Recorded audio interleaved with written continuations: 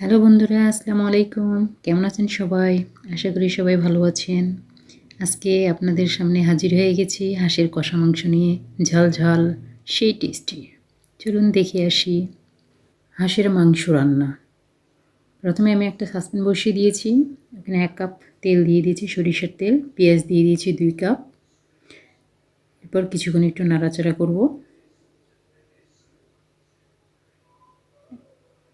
2 মিনিটের মতো একটু নাড়াচাড়া করে নিব। এই পর্যায়ে আমি আদা রসুন বাটা দিয়ে দিব। আদা রসুন বাটাটা দিয়ে একসঙ্গে নাড়াচাড়া করে নিতে হবে। এই পর্যায়ে লবণ দিয়ে দিব 1 চামচ, হলুদ দিয়ে দিব 1 চামচ, গরম মশলার গুঁড়া দিয়ে দিব 1 চামচ, মরিচের গুঁড়া দিয়ে দিব 2 চামচ, জিরার গুঁড়া দিয়ে দিব 1 চামচ। এরপরে একটু নাড়াচাড়া করে নিব। নাড়াচাড়া করে নিয়ে ঠিক এই সময় একটু আমরা পানি অ্যাড করে দিব, যেন মশলাটা পুড়ে না যায়। সেজন্য একটু পানি অ্যাড করে দিব। পানিটা অ্যাড করে দিয়ে আবারও একটু নাড়াচাড়া করে নিব। ঠিক এই সময় আমি হাঁসের মাংসটা দিয়ে দিব। হাঁসের মাংস অনেক সুস্বাদু, অনেক টেস্টি। খেতে যেমন মজা, ঠিক পরিষ্কার করতেও তেমনই কষ্ট। অবশ্যই যারা হাঁসের মাংস রান্না করবেন তারা যেন অবশ্যই খুব সুন্দরভাবে পরিষ্কার করেন। কেননা পরিষ্কার করার পরে এটা আবার আগুনের মধ্যে পুড়ে চামড়াগুলো ঝলসে নিতে হয়, যেন কোনো লোম না থাকে। একটু নাড়াচাড়া করে ঢেকে দিব। ঢেকে দিয়ে আমরা এভাবে করে রান্না করব। আবার 2-4 মিনিট পরে ঢাকনা তুলে আবার নাড়াচাড়া করে দিব, ঠিক এইভাবে করেই।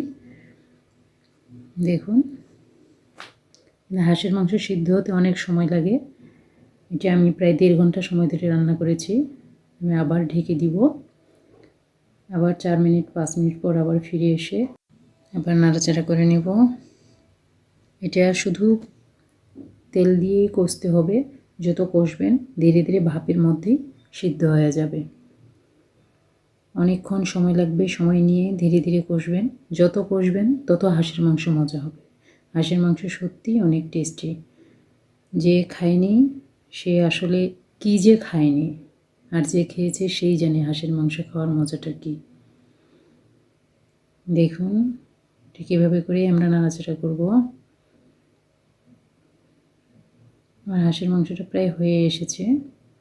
এখন আমি এটা পরিবেশন করে নেব। দেখুন, হাঁসের মাংস সো ডেলিশিয়াস, অনেক মজা, অনেক টেস্টি। আমার চ্যানেলটিকে সাবস্ক্রাইব করতে ভুলবেন না। ধন্যবাদ, অনেক ভালো থাকবেন।